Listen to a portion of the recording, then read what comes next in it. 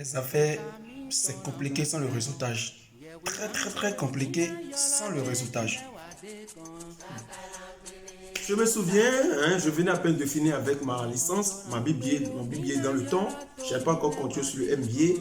Et mon oncle m'arrache comme ça, il m'envoie dans le bureau d'un de ses amis. On était à Cotonou. Et il disait à l'ami, voici mon fils vient d'avoir sa licence, son BBA, active ton réseau et trouve-lui quelque chose à faire. Le monsieur dit d'accord, je vais faire. Alors, ça n'a pas marché après, il dit bon, on s'en fout. C'est pas de ça il est question. Mais c'est depuis ce jour-là, j'ai entendu l'expression active ton réseau. Activer son réseau. Bizarrement, je n'ai pas cherché à savoir plus tard ce que. Bon, le jour-là, maintenant, je n'ai pas cherché à savoir. Je n'ai pas cherché à savoir le jour-là ce que c'était qu'activer son réseau.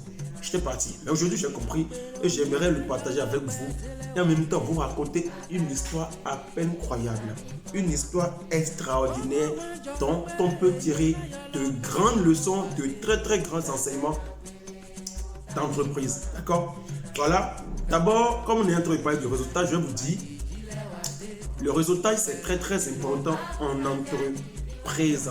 Il est quasiment impossible pour vous, en tant qu'entrepreneur, ou bien surtout solo entrepreneur, d'évoluer sans faire partie d'un réseau d'hommes d'affaires, d'un réseau d'entrepreneurs et autres. C'est important et ça contient tellement d'avantages.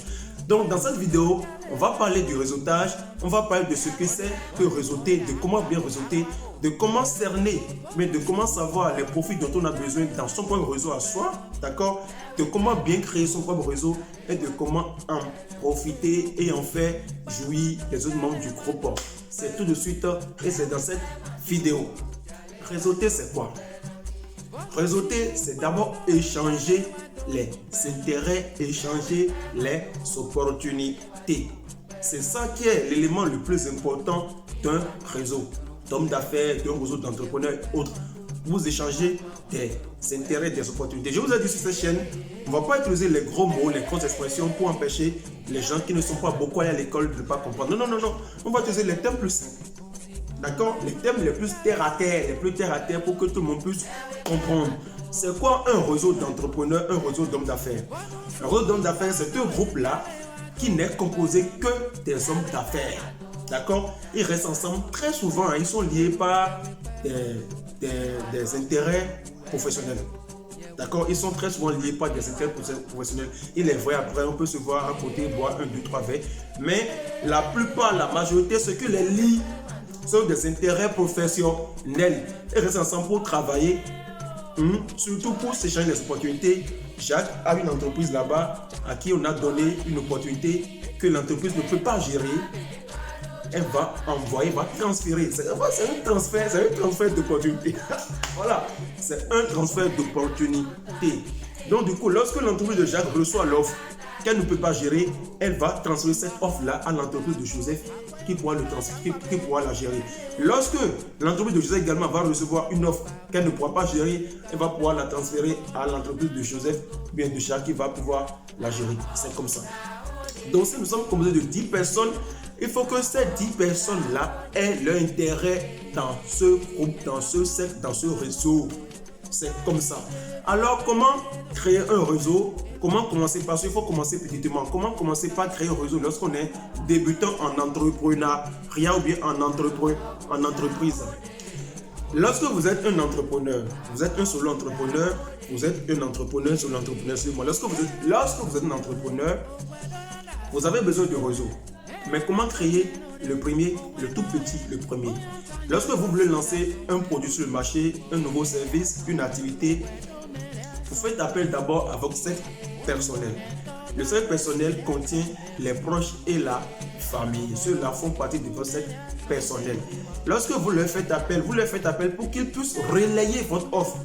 Pas consommer, Bon, il y a des gens qui vont dire de consommer, mais pour qu'ils puissent relayer votre offre. Parce que j'estime qu'en amont, vous avez déjà étudié le marché et fait puis savoir que votre offre marche. D'accord, votre offre peut marcher. C'est un produit, c'est un service qui va être commercialisé facilement, qui va être consommé sur le marché. Donc, vous faites appel à vos proches pour qu'ils puissent relayer votre offre. D'accord, eux là constituent votre cercle personnel. Après, un peu plus poussé, on a les anciens amis, les gens avec qui vous ne discutez pas trop, qui ne sont pas assez proches. On a les anciens partenaires, les gens avec qui vous avez travaillé, professionnels, les gens avec qui vous avez travaillé en entreprise, vous avez leurs contacts, vous les contactez, mais eux, pour pas qu'ils deviennent et qu'ils relèvent vos offres, parce qu'ils n'ont aucun intérêt à le faire. Comme je l'ai dit, l'élément principal d'un réseau, c'est l'intérêt. S'ils n'ont aucun intérêt à relever vos offres, ne leur demandez pas de faire ça. On appelle ça de la mendicité. D'accord? Donc, du coup, vous leur faites appel à eux pour qu'ils deviennent vos clients. Donc, vous les tâchez comme étant des prospects et ils deviennent vos clients. Lorsqu'ils sont satisfaits de votre offre, de votre produit, de votre service, ils deviennent maintenant des ambassadeurs. Les ambassadeurs, on ne leur demande rien. En marketing, la règle d'or, c'est quoi? Il n'y a pas de meilleur vendeur qu'un client satisfait. Lorsqu'ils sont satisfaits, ils deviennent des ambassadeurs et ils vont relayer votre offre sans que vous ne les ayez demandé en fait. Ils vont le faire. Ils vont le faire comme ça. Donc, eux maintenant, ils constituent vos cercles d'affaires. Vos cercles d'affaires et vous pouvez évoluer avec eux. C'est comme ça. Voilà, donc c'est un peu comme ça, on crée un cercle d'affaires, un réseau d'affaires, d'accord? Maintenant, ceux qui sont les anciens camarades, les anciens partenaires d'affaires avec qui vous avez travaillé entre-temps, vous pouvez les intégrer dans vos cercles si vous pensez que ceux-là, en relayant vos offres, vous aident.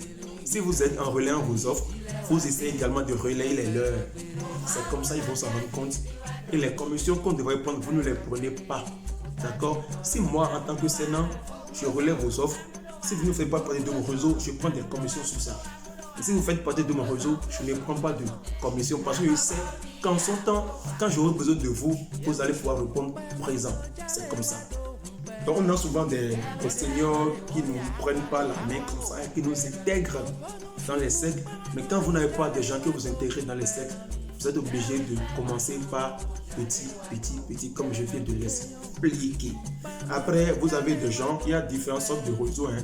Il y a des réseaux de web digital, d'accord?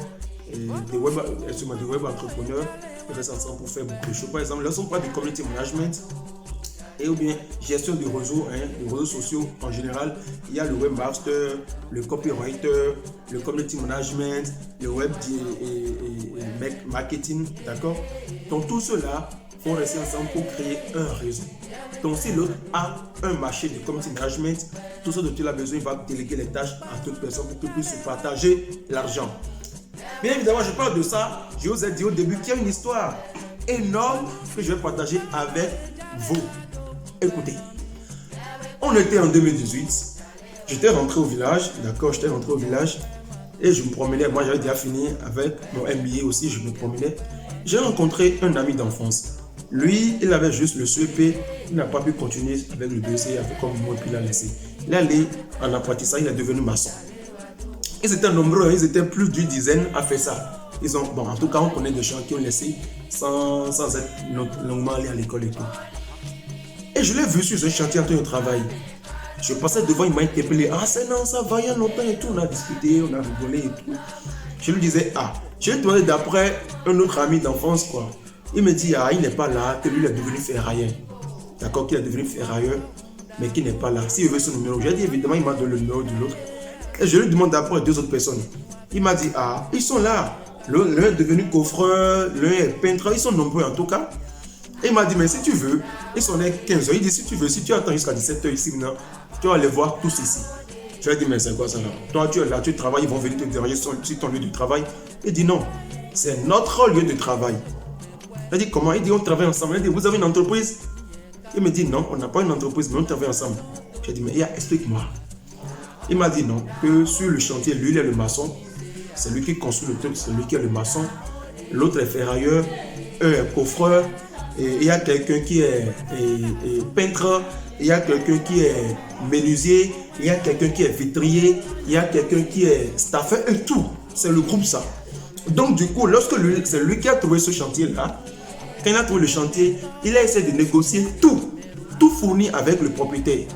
Quand il négocie le tout fourni maintenant, il y a voir les autres, il leur dit, on a un chantier, venez discuter. Vous comprenez? Et les autres vont venir maintenant parler avec le propriétaire. C'est comme ça qu'ils ont évolué. En fait, c'est énorme pour moi. Ce sont des gens qui n'ont même pas le BEPC. Et ils me disent, Il me dit le jour là maintenant que ça va comme ça. Et quand il fait ça, en 2 mois, déjà, il a fini avec la maison de la personne. Et je vous répète, ce n'est pas une entreprise. C'est un réseau. Ce n'est pas une entreprise, c'est un réseau qui évolue comme ça. Ce n'est pas comme si lui était l'entrepreneur, il a son agence immobilière, il a recruté les autres. Non, pas ça. Chacun a son entreprise, ils évoluent comme ça. Il me dit, mais par an, il peut faire maison comme ça, il peut faire jusqu'à 15-20. Et ils font plus de 100 millions de chiffres d'affaires par an entre eux. Ils font plus de 100 millions de chiffres d'affaires par an. Bon, en fait, est-ce que j'ai de chiffre d'affaires? De bénéfices, par exemple, c'est la même façon. Vous comprenez? Ils font plus de 100 millions de bénéfices par an. Plus de 100 millions de bénéfices par an en étant dans ce réseau-là. Eux tous combinés, en fait. Vous voyez? Vous imaginez la force du réseau. Et ils ne se dérangent même plus. Ils ne se dérangent plus. Si quelqu'un trouve un marché quelque part, il essaie de trouver le même marché, le marché là pour les autres. Et tout le monde en profite. Ce qui est bon dedans, c'est qu'il n'y a pas de jalousie. Il n'y a pas de jalousie. Il n'y a pas de mauvais œil. Parce que quand tu gagnes aussi. Quand je gagne, tu gagnes aussi. Dans ça, il y a une sorte de solidarité professionnelle. D'accord? Quand on dit chacun est le gardien de son frère, dans ce groupe, chacun est véritablement le gardien de son frère. Parce que s'il veut manger, il essaie de donner à manger aux autres. C'est ça la force d'un groupe. Et les autres aussi font pareil. Parce qu'ils savent qu'en son temps, il va le leur trouver. C'est ça la force d'un réseau. Et en tant qu'entrepreneur, il vous le faut obligatoirement. Il faut le créer. Cherchez à le créer. Il y a des gens qui disent aujourd'hui qu'ils vont envoyer leurs enfants dans des grandes écoles de riches pour qu'ils puissent intégrer le réseau là. Mais c'est important. C'est important. Il faut qu'on arrive à intégrer un réseau. Les gens qui ne sont pas beaucoup allés à l'école ont compris cela. Pourquoi pas nous? Pourquoi pas nous? Il y a des boulots qui demandent, il y a des tâches, des services qui demandent beaucoup de compétences dont ne peut disposer une seule personne. Cette personne est obligée de faire appel à d'autres pour venir accomplir ces tâches-là et rendre ce service. D'accord? Ceux-là, ils doivent rester ensemble et constituer un réseau. C'est comme ça. Parce qu'ils ne vont pas quand même aller grouper comme ça, aller chercher le marché. C'est une personne qui ira chercher le marché. Il va le partager aux autres. Ça là, les gens le font chez nous. Les Libanais le font. Les Chinois le font. Les expatriés en fait. Les expatriés, ceux qui ont quitté d'autres pays pour chez nous là, ils le font. Il faut qu'on commence par le faire également. Donc voilà, c'était moi, c'est une attitude. J'ai voulu partager ça avec vous et je l'ai partagé avec vous. Et j'espère vraiment que vous allez prendre soin d'écouter cette vidéo, de la suivre. Si je ne me suis pas bien fait comprendre, vous pouvez encore aller sur Internet et chercher le réseautage, la force du réseautage. C'est pour nous aider et c'est pour vous aider.